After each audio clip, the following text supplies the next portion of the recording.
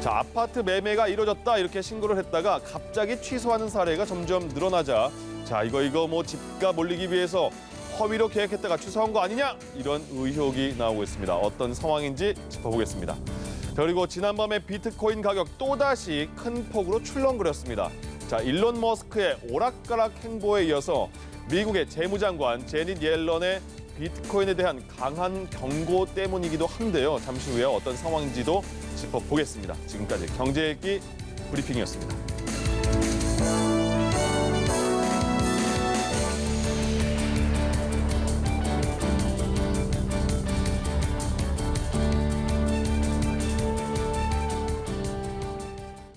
네, 화요일 경제읽기도 김대우 박사와 함께합니다. 모셔보겠습니다. 어서 오세요. 안녕하십니까? 반갑습니다. 네. 그동안 부동산 계약을 하면 보통 거래 후 30일 이내에 신고를 하고요. 혹시나 변경이나 취소된 경우엔 다시 그 30일 이내에 신고를 해야 되지 않습니까? 근데 이 제도의 허점을 이용해서 혹시 가격 띄우기에 나선 세력들이 있었던 거 아니냐 이런 의혹이 제기됐다고요. 예, 지금 국토부가 제출한 자료를 일부 국회의원들이 그렇게 해석을 하고 있는데요. 예. 물론 증거는 없습니다. 예. 왜 이 많은 계약을 한 계약건 중에 도중에 이것이 취소 또는 철회가 됐을까? 거기에 대한 원인을 우리가 분명하게 짚어볼 필요가 있는데요. 예. 지금 일각에서 그러니까 국토부에서는 이제 해석을 하기를 자, 집을 팔 때 예를 들어 현재 지금 시가가 10억인데 내가 이걸 좀 더 받아보고 싶다. 그러면 국토부 이 실거래가 사이트를 좀 조작해 보자. 조작하는 방법은 자기가 이게 10억짜리인데 이것을 12억에 계약이 됐다고 제3자 또는 친구하고 거짓 계약을 해놓는 겁니다. 예. 그러면 이게 12억으로 올라가 있겠죠. 국토부 실거래 사이트에서는. 네. 그러면 이제 진짜로 자기 집을 살 사람이 나타나면 야, 지금 현재 12억이지만 내가 당신한테 1억 더 싸게 줄게. 그래서 11억에 파는 거예요. 그러면 원래 원가 시장 가격이 10억이 됐어야 정상인데 네. 1억을 더 받는다. 이제 이런 해석인데 예. 일각에서는 과연 이게 가능하냐? 예. 오히려 그 반대인 경우도 더 많다 이렇게 해석을 하는 거예요. 네. 자, 무슨 얘기냐면 지금 최근에 부동산 가격이 급격히 올랐습니다. 거의 매주 신고가를 기록했단 말이죠. 그러니까 정상적으로 가격 거래를 했는데 아파트 가격이 당초에 자기는 10억인 줄 알고 매매를 팔아려고 계약을 했는데 그 사이에 아파트가 11억, 12억으로 올라갔다. 그러면 어떡합니까? 현재 우리나라 민법의 규정, 전 세계 법이 다 마찬가지입니다만 예. 그 계약을 해제할 수 있습니다. 네. 계약은 물권이 아니고 채권이기 때문에 이 판 사람과 산 사람이 합의하면 언제든지 그 새로운 그 계약 이행에 착수하기 전까지는 그러니까 중도금 주기 전까지는 언제나 해약할 수 있어요. 네. 해제할 수 있습니다. 해제하고 배액을 배상한다 해서 계약금 받은 것에 배를 물어주면 그만이거든요. 네. 그러니까 가격이 너무 올랐기 때문에 그 계약을 해제하고 그것을 신고했다는 이런 주장이에요. 닭이 먼저인지 달걀이 먼저인지. 그러니까 가격이 올라서 해제를 한 건지 처음부터 가격을 올리려고 해제한 것이 이것이 분명치는 않는데 예. 어쨌든 작년에 총 우리가 부동산 거래가 88만 건, 85만 건 정도 거래가 있었는데 그중에서 한 3만 7천 건 정도가 도중 해제가 됐어요. 예. 네. 그러다 보니까 국토부 실거래가 사이트만 보고 거래를 하면 어떤 경우든 피해를 볼 수가 있다. 그리고 국토부 사이트를 믿기가 상당히 어렵게 됐다. 이렇게 볼 수가 있습니다. 그러니까 물론 그렇게 시세를 조정하는 세력도 있을 수도 있고요. 가능성이요. 그렇지 않으면 정말 사정이 있어서 계약을 해제할 수밖에 없대 그런 분들 계실 거 아닙니까? 그럼 이 중간에 판단을 어떻게 해야 되는 거죠? 그렇습니다. 그건 이제 따로 정밀 수사를 하거나 네. 뭐 잡아서 고문을 좀 하거나 그렇지 않는 다음에 서류상으로는 파악하기가 상당히 어렵습니다. 네. 그러니까 이게 계약이라는 게 사적 어떤 둘이 간의 합의로서 얼마든지 변경을 할 수 있는 것이기 때문에요. 가격이 안 맞아서 해약할 수도 있고 또 이 구청에 가서 신고를 할 때 면적이 틀렸다 그러면 그것을 다시 신고해야 되거든요. 그거 취소해야 되거든요. 네. 예. 그래서 우리가 여기에서 대책을 세우려면 정확하게 왜 이 해제, 취소가 많아지는가 거기에 대한 원인 분석이 정확해야 되는데 마치 이것이 우리 국민들이 아파트 가격을 조작하기 위해서 특히 이제 공인중개사들 일각에서는 굉장히 좀 뿔이 났어요. 우리가 가격 조작한 적이 없는데 왜 국토부는 우리가 가격 조작했다고 그러냐. 심지어 국토부가 정책을 잘못 써서 가격이 올라가는 바람에 해제가 잘못된 것일 수도 있는데 왜 우리만 비판을 하느냐. 그래서 정확한 원인 분석이 우선이다 이렇게 보겠습니다. 네. 그러면 또 하나 궁금해지는 게 이런 원인 분석을 떠나서 어쨌든 지난해 아파트값, 뭐 전세값 굉장히 오르지 않았습니까? 네. 이게 부동산 거래 후 취소 이 제도가 얼마나 영향을 줬다고 보세요?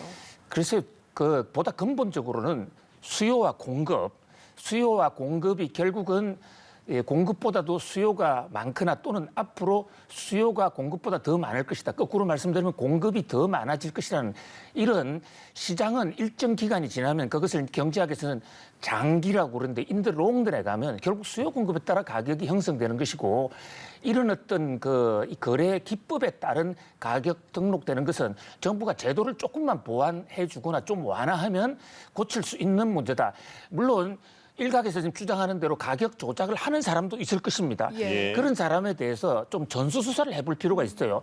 그러니까 가격을 큰 차이가 났을 경우에 가격을 중간에 계약을 해제했다. 이랬을 경우에는 요즘은 자금 조달 계획서라는 것을 다 미리 그렇죠.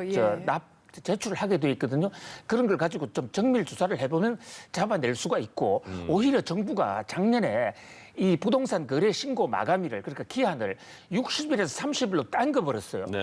당기는 바람에 오히려 해제가 더 많아졌다는 이런 지적도 있습니다. 왜냐하면 가격을 빨리 당기다 보니까 실거래가 부동산 가격 오르는 게 국토부 사이트에 컴퓨터로 딱딱 뜨는 거예요. 그러니까 그것을 몰랐으면 해제하지 않았을 텐데 내가 지금 20억에 팔았는데 사이트에는 30억이 돼 있다. 그러면 해제하는 것이 훨씬 더 경제적 합리적인 선택이 될 수 있거든요. 그래서 국회에서 민주당 이원욱 의원이 전 좋은 안을 마련했다고 보는데요. 미국과 일본처럼 아예 등기를 하게 되면 이제 고칠 수가 없거든요. 그때 신고하자. 그러니까 오히려 조금 뒤로 실거래가 신고를 늦추는 게 정확성을 더 높이는 길이다. 저는 그렇게 생각합니다. 말씀하신 대로 그럼 60일인가요? 거기서 30일로 줄었고 다시 거래한 당일에 신고하는 게 보완책이 될 것이다 이렇게 보시는 거네요. 아니죠. 그리고 변창흠 장관이 어제 국회에 나와서 당일 신고하자, 계약하는 당일 신고하자 그런데 당일 신고하면 불편도 많을 뿐만 아니라 이 부동산 거래는 계약금을 내고 중간에 중도금, 잔금 이 돈을 수십억에 대한 그걸 한꺼번에 마련하기 어렵습니다. 그래서 오히려 이 변창흠 장관의 방법은 옳지가 않다. 오히려 민주당 이원우 의원이 주장한 대로 등기할 때 그러니까 오히려 뒤로 좀 미뤄주는 게 거래 안정성도 보장하고 그것은 한번 등기할 때 금액이 올라가면 이제 더 이상 취소할 수가 없거든요. 그러니까 계약이 아닌 등기할 때. 맞습니다.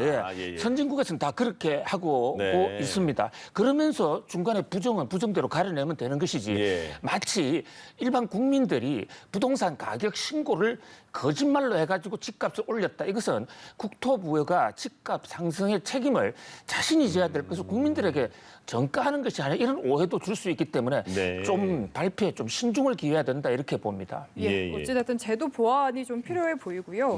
다음 주제로 넘어가 보겠습니다. 저희가 바로 어제죠. 비트코인 가격이 정말 급등하고 있다라는 소식을 전해드렸는데 밤사이에 좀 큰 폭의 변동이 있었던 것 같습니다. 어떤 그렇습니다. 영향이 있었다고 엄청나게 보시나요? 요동을 쳤죠. 사실 밤에 저도 잠을 잘 못 잤어요. 왜 그러냐면 비트코인이 하나 또 없지만은 제가 방송에서 얘기한 것과 혹시 다른 방향으로 가면 어떡하느냐 걱정이 됐는데 밤사이 정말 비트코인이 엄청난 폭으로 떨어졌다가 또 다시 좀 오르기도 했습니다만 전반적으로 지금 하락세죠.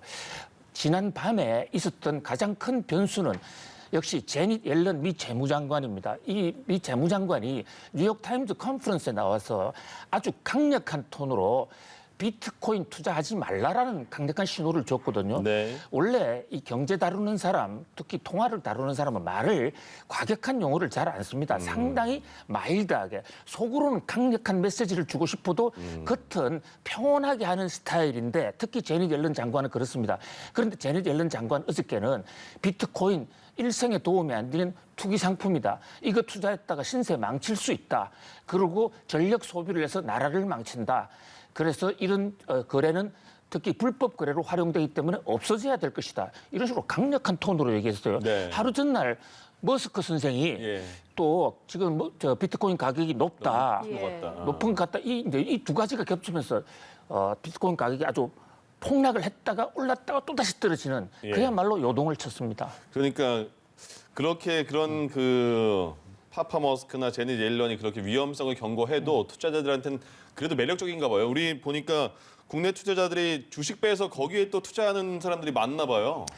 그렇습니다. 지금 이 비트코인은 왜 올라가는지, 예. 왜 내려가는지 정확한 원인 분석하기가 상당히 어려워요. 그래요.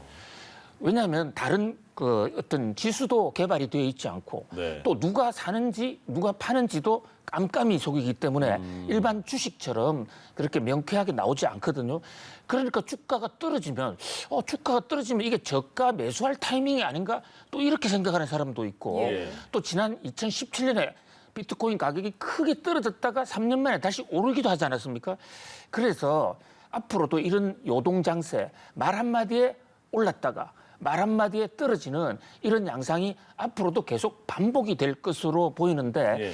제니 옐런의 재무장관이 국제금융시장에서 차지하고 있는 그런 높은 위상을 감안할 때 미국이 이 비트코인의 가격의 폭등을 가만히 좌시하지는 않을 것으로 보인다. 이 대목을 항상 명심을 하면서 투자를 해야 될 것으로 보입니다. 네. 예. 그 국내 증시 상황도 짚어보고 싶은데요. 예. 박사님이 이 미국 국채금리가 이제 국내 증시에도 영향을 상당히 미친다라고 얘기를 해주셨잖아요. 근데 지금 미 국채금리가 지속적으로 상승을 하다 보니까 아마 3월에 우리 증시가 조정될 것이다. 이런 전망들이 나온다고요. 그렇습니다. 지금 가상화폐도 마찬가지로 특히 주식 시장에서 앞으로 시세를 좌우할 만한 가장 큰 변수는 문자 그대로 금리입니다. 금리 중에서도 미국 금리고 미국 금리 중에서도 미국 국채 채권 금리거든요. 자, 지금 우리는 미국 연준이 제로 금리를 하고 있다. 그래서 금리가 낮은데 이게 무슨 소리냐 이렇게 얘기하지만 미국 연방준비제도 이사회가 만드는 이 제로 금리라는 것은 우리하고 직접적으로 관련이 없는 도매 시장의 금리예요. 금융기관들이 주고받는 것이고 예. 실제 경제가 타격을 받거나 플러스를 받는 금리는 바로 미국 기업들이 빌리는 회사채나 국채들인데요. 저 국채 금리에 따라서 기업 부담이 높아지거나 낮아지거나 한단 말이죠. 예. 그런데 금리가 올라가면 지금 많은 경제 주체들은 빚이 많습니다. 네. 우리나라뿐만 아니라 전 세계가 그렇습니다. 그러면 이자를 갚아야 되는 부담이 커지겠죠. 그러면 기업이 자금난이 생기고 어려워지면 그럼 주가도 떨어질 수 있고 네. 또 채권 시장 금리가 올라가면 정권에 있던 돈이 채권으로 빠른 속도로 움직입니다. 그런 면에서 국채 금리가 빨리 오른다는 것은 가장 심각한 위기고요. 또 채권 금리가 오르는 것은 부양책을 더 이상 펼 수도 없어요. 미국 바이든 대통령이 지금 부양책 편다고 하는데 부양책을 펴는 게 만약에 하늘에서 돈을 떨어뜨리거나 바이든 대통령 호주머니에 돈이 많다면 이런 문제가 없는데 예. 결국 모자라는 돈을 채권을 발행해서 그렇죠, 예. 부양책을 가져온단 말이죠. 그러면 부양책이 한쪽에서는 경기가 좋아지는 요인이 되지만 또 한편에서는 금리가 올라가서 경제를 마비시킬 수 있거든요. 네. 네. 그래서 앞으로 특히 증권시장 주식과 관련해서는 국채금리가 미국 국채금리 또 한국 국채금리가 증권시장을 좌우하는 가장 큰 변수다 이렇게 볼 수 있겠습니다. 그럼 우리 증시에서 상반기 증시 전망 어떻게 하세요? 상반기 또 현재는 그러니까 여러 가지 변수가 있는데요. 코로나 백신 이제 맞기 시작하죠. 네. 그러면 경기가 활성화될 테니까 그로 인해서 좋아지는 기업들은 좋아질 건데 국채 금리가 올랐을 경우에는 기업의 부채가 많은 기업 위주로 주가가 조정을 받을 수 있다. 그래서 통째로 좋다, 통째로 나쁘다보다는 이제는 좀 선별화되는 우량 종목과 나빠지는 종목으로 좀 차별화될 수도 있다 이렇게 봅니다. 종목별로 나눠서요. 네. 알겠습니다. 김대호의 경제 읽기 김대호 경제학 박사와 함께했습니다. 고맙습니다. 잘 감사합니다. 들었습니다.